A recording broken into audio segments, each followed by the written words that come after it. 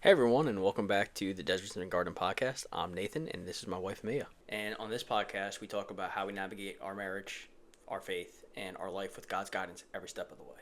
Right, so today we're diving into a topic that challenges a lot of men. So Nathan will be doing most of the talking, but this entire podcast is based on a book that Nathan actually read. It's called What Radical Husbands Do. So this one's for the husbands. Yeah, absolutely. And look, I want to say this, ladies, don't check out. This isn't just about what husbands should be doing. It's a lot about what marriage looks like when a husband leads the way God calls him to. Yeah, so while this is directed toward the husband, this is still good for the single woman who doesn't know what a biblical husband should look like, who's never seen that played out. It's even for, the married couple or the husband, the wife that just still isn't fully comprehending what that looks like, and just some guidance in how to do the radical thing. Yeah, absolutely. And exactly. It's not just for the young married couple, it's for the senior married couples too. Yeah. But this is generally a good place to get into. Yeah, so Nathan's going to be doing most of the talking today, but for the breakdown, as we do, number one, we'll be talking about what it means to burn the ships in your marriage and why there's no way out other than figuring it out once you're married. And second, he'll be talking about how husbands are called to lead. And then lastly, we'll wrap it up with why waiting for your wife to change before you do, wrong mindset. Yeah, with that said, let's just get into it. Yeah. First things first, let's talk about burning the ships and what does that actually mean? Yeah, because that comes straight from the book. Absolutely. So in the book, we talk about how Cortez, when he landed in Mexico for the first time, discovering the new world, he ordered his conquistadors to burn the ships, because in his mind, if the ships were still on the shore, his men, they're not going to fight hard. Because they're always going to have an escape. They're always going to have a way back. But when you burn the ships, the only way to go is forward. There's no retreat. Yeah, so it's 100% a mindset thing. Like, when you're married, there's no escape hatch. Yeah. There's no backup plan. We don't even say the D word. You're in it. Yeah, exactly. Radical husbands, we don't have 1 foot in, 1 foot out. We commit to figuring it out no matter what. Mm-hmm. And, that means, like she's saying, divorce. That's not an option. Not on the table. Not on the table. Emotional withdrawal, it's not an option. Yeah, that's one of the 4 horsemen, stonewalling. Yeah, absolutely. And treating your wife as a roommate, when things just get hard and just ignoring her and ignoring her needs, not an option. Yeah, I mean, I do just want to add in here, for us, some realities is we did consider divorce. Yeah. We were literally roommates, not sleeping in the same room. So this isn't coming from a place of we're perfect and we know everything, but from a place of we were here, right, and we decided, hey, actually there's no ships, and we're committed to this, and we're going to figure this out. And I love how when we decided, to recommit our marriage and ourselves to God and to the Word, it's like Jesus didn't say, I'll love the church as long as it treats me right. Jesus said, no, I'm going to lay down my life. Even while we're still sinners, God still died for us. So, when the Bible says, husbands, love your wife as Christ loved the church, he gave himself up for her. Yeah, absolutely. And, look, let's be real. Sometimes, we as husbands, we can just swell up with pride. And, that really looks just exactly what pride is it's a boulder. It's something that we stumble upon. So, we need to be the first to apologize, or maybe the first one to take responsibility, and that can be really hard for us. Yeah, I mean, you had said before something about a podcast or something that you had seen or watched about how men need to be willing to say they're sorry and to humble yourself, and that's not to mean that when you do something wrong, you're just constantly oh, I'm sorry, and then your sorries become pennies, and it's penny apologies, but genuinely apologize, taking responsibility for your actions. Yeah. And I mean, that's the biggest thing, as men, not to get too far ahead of ourselves, but being a good leader in a marriage is being the first one to come back and say hey, I'm sorry for how I led us, how where this conversation went. Yeah, because when you burn the ships, you stop asking, like, how do I get out? Like, how can I get out of this? What's my escape route? You don't have an escape route. Like, the only question that you could be asking at this point is, how do I make this work? Right. Like, how do I reconcile with my wife? Yeah. How do I move forward in this? That's all you have left is, right. We got to go forward. Yep. Ships are gone. So let's talk about leadership. Like, a lot of guys think leadership is, like, we only get to make the big decisions. Yeah. I feel like that's even a place that we were before, right. where it was just that mentality of, this is little, it doesn't matter. Yeah, right. And it was just, like, we're just going to come together on, like, maybe when we go to buy a car. That's the only thing, like, we really discuss. Yeah. But as far as financial decisions, anything like that, it was like, oh, well, it doesn't matter if I just go to Wawa. Like, I'm not buying a car. What does that matter? Right. I feel like I literally had that conversation. Yeah, absolutely. Leadership doesn't look like, hey, being the loudest one in the room. Leadership is all about serving.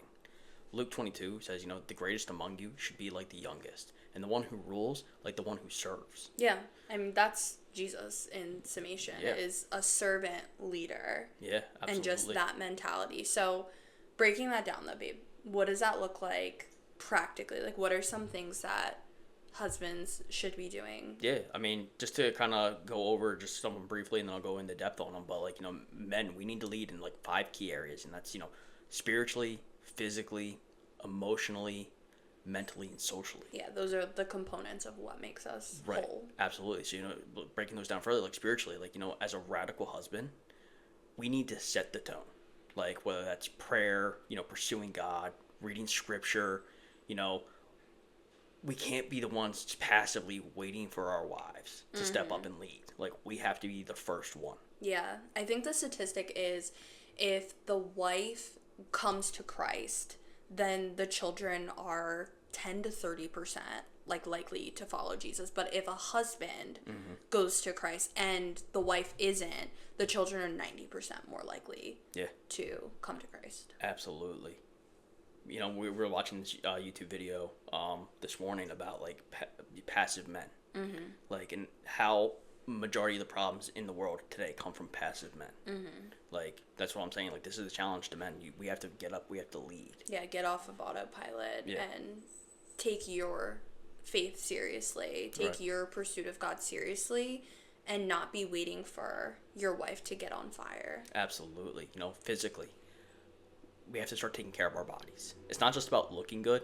It's also about having the, energy to, let's protect. I mean, looking good is nice. Well, we're not going to say it's not nice, right? But, like, we definitely need to have strength to, like, protect and, like, provide and just to be present in our relationships. Yeah, I mean, even just living longer. It's like so many people now are developing all these different things because, physically we're not treating our bodies well. Yeah, absolutely. I mean, we have to eat right. We have to eat clean. And, guess what? We can lead in that. Yeah. Emotionally, like, it's a struggle for a lot of men. But specifically, like, this is where we need to lead. And, like, I believe, like, all these areas, they're like muscles. If you don't work them out, you're going to develop atrophy and they're going to, like, die off. So you need to work these things out daily. So, like, leading emotionally looks like leading in vulnerability. Yeah. Like, it is so easy for me to just shut down, put my head down, get into work, ignore the problems, like, put them on the back burner and I'll get to them later. But real leaders, they connect. Yeah. They're in the trenches right alongside of you. They're working through the problems and they're leading their team to victory. Yeah, not just sweeping things under the rug. Right. Moving along mentally, like, we have to keep growing. We have to challenge ourselves daily, We can't get complacent. We can't get lazy in our attitudes. We can't get, just not caring about our spouses. Not our, renewing our minds. Absolutely. Not conforming to the patterns of the world, and that's complacency. Yeah, absolutely. Last one is socially, and I'll be honest, this is the hardest one for me. I'm not super a social person, but what that looks like is, we need to lead in our relationships with others. Like, we have to be intentional, like, with our friends, our family, and basically our community. Yeah. Anybody who we come into contact with, we need to build those relationships up. Like, we had this thing, it was be a coffee bean. Oh, the coffee bean is where you impact your environment. Being change agents. Yeah. I mean, when a husband leads well, you are a change agent, and just like a coffee bean, you change the environment that you're in. You create an environment where your wife wants to follow you. Yeah, and here's the thing, like, it might not seem fair sometimes. Yeah, I mean, we'll discuss this in another podcasts. But when we talk about submission, women often say that doesn't seem fair. Yeah. And when the thing is, when these two things are working simultaneously, when you have a husband who's dying to himself, it doesn't feel fair, and he's leading his wife well. And then you also have a wife who is then seeing, oh, like my husband is leading well, doing all these things. I want to follow him. I want to submit to him. When you have these two things working at the same time, that's where you have winning. That's where you win. Yeah. We're on the same team. It's not 50-50. Oh, I'll give if you give. And then who wins there? Nobody. No one wins because I'm waiting for you. You're waiting for me. Yeah. And then we're just going to be, what, bitter forever? Yeah. No, absolutely not. We cannot fall into this trap of waiting. Yeah. I mean, it's those sayings where, you know, husbands are like, oh, I'll be more patient when she's more respectful. I'll be more loving when she's more affectionate. Or I'll lead her spiritually when she's more receptive. Yeah, but that's not how any of this works. You know, Yeah. Ephesians 5 says, you know, for a husband is the head of the wife, as Christ is the head of the church. And what that means is we take the responsibility. Like, it falls on us, whether it feels fair or if it doesn't feel fair. At the end of our lives, when we stand before Christ, we have to give an account for not only how we lived our life, but how we also led our family and led our wives. Yeah. And I mean, here's the secret.